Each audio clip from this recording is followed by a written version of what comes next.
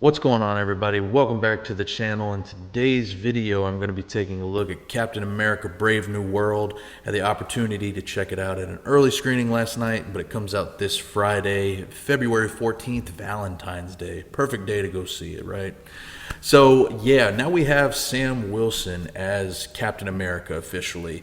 In the Disney Plus series, The Falcon and the Winter Soldier, he officially became Captain America, and now he's getting his first movie here with Captain America 4. Recently rewatched that series to kind of lead into this movie, and it's a solid series. I really enjoyed it. It's one of my favorite, if not my favorite, Disney Plus MCU shows thus far. I actually reviewed it a couple weeks back if you want to check that out. But yeah, it's a nice lead into this movie, and this movie is interesting because it goes in a direction I didn't expect it to. It really harkens back to Captain America and the Winter Soldier. This feels a lot like a political thriller, which I was not expecting from this movie, and I really enjoyed it because this is one of the few instances in the MCU in quite some time where it's just a very straightforward movie. Like, Sam has a dilemma, he has to deal with it. You know, he does what he has to do, and we're in and we're out. There's no lollygagging around. There's no overabundance of like magic and wizardry and, you know, an over amount of cameos and things like that. Not saying that there's not cameos, but I'm not saying there is either. But the movie doesn't rely on that as a part of the movie. It's just a movie. The movie is the story, and we're watching Sam throughout his journey and everything. And I think it works really well. I was pleasantly entertained by this movie because Sam, as you could probably tell, has been one of my favorite secondary characters in the MCU since he was introduced in Captain America and the Winter Soldier. So I really love the fact that he got his own Disney Plus series along with Bucky, which was great to see him get some recognition as well. And now, you know, him coming to the forefront, getting his own movie as Captain America is right up my alley because I'm a big fan of not only Captain America, but the character of Sam Wilson.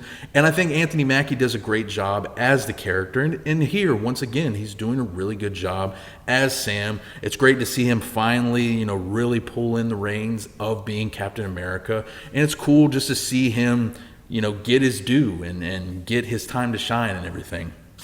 Harrison Ford is a nice addition to this movie as well. Unfortunately, the late, great William Hurt passed away, so now they had to go out and find somebody to be General Ross. Harrison Ford is a worthy replacement. I think he does a good job in this role.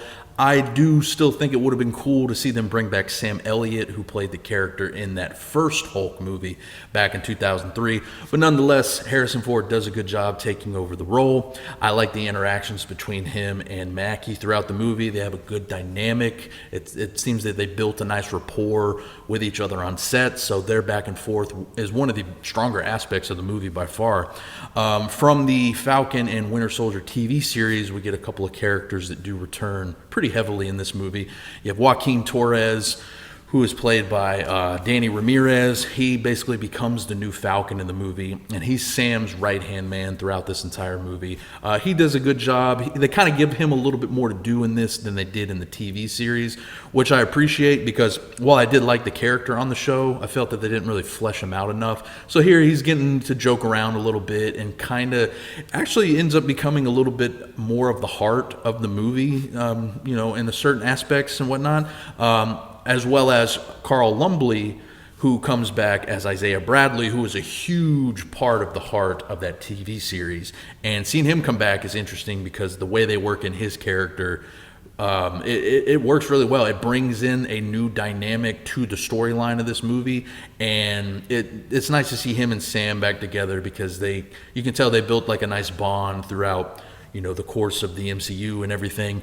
And it's nice to see where they're at the beginning of this movie and then where they end up at the end of the movie as well. But yeah, all in all, this movie, I think it works better than it doesn't. There's a few things I can't really talk about because I don't want to get into any spoiler territory. The villain here is, I will say, it's not what you think it is when it comes to what's been shown in the trailers. The villain is not specifically the Red Hulk. There is another person who it's been said in past, you know, articles and things like that, who the villain is. I'm just not going to specifically say it because the trailers really haven't done that either. They kind of kept him in the shadows and everything. But it is an interesting way to bring back a character that we haven't seen in a long time. My only gripe with it is I wish they would have fleshed him out a bit more. It feels like there's a little bit something missing in terms of bringing this character back, but I do think the actor in question does a really good job in the role, and what we do get in the movie I think works enough.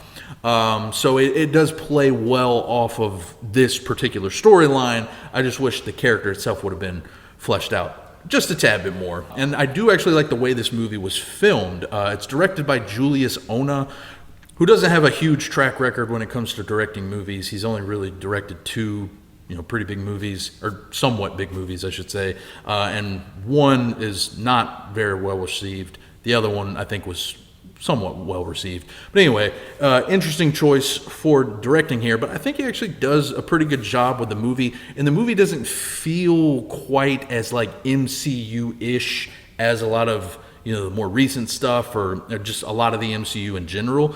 The way it's shot and certain camera shots and the cinematography in certain scenes, I think actually lend itself to a good person behind the camera. So I do actually like a lot of aspects that it seems the director had here, or had his input in, and I think a lot of that adds to what's good about the movie as far as it being a political thriller, because they try to bring a lot of that full circle, and I think it works more than it doesn't.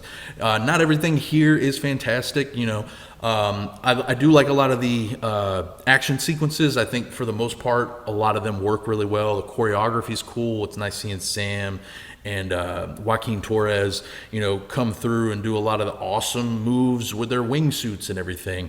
Some of the CG at times looks a little like it could have been polished up just a bit more. I do actually like the design of the Red Hulk. I think it looks really good, better than it looked in the previews. The previews look solid, but I think the actual finished product in the movie looks pretty solid.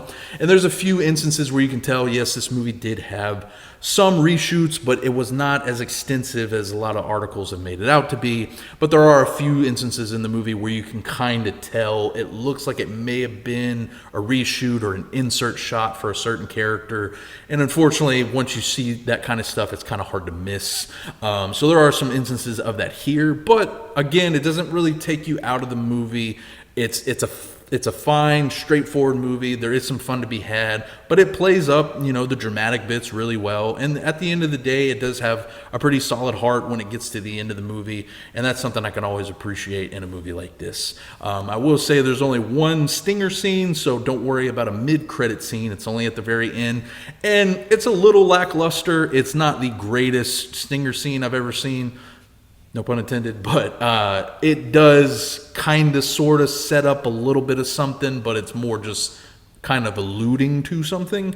And I guess it's fine. I was kind of hoping for a little bit of something else, but in the end, the overall movie itself actually is really solid. It's really entertaining. You get some good performances out of a lot of these actors involved, and it's a movie I definitely recommend checking out this Valentine's Day weekend.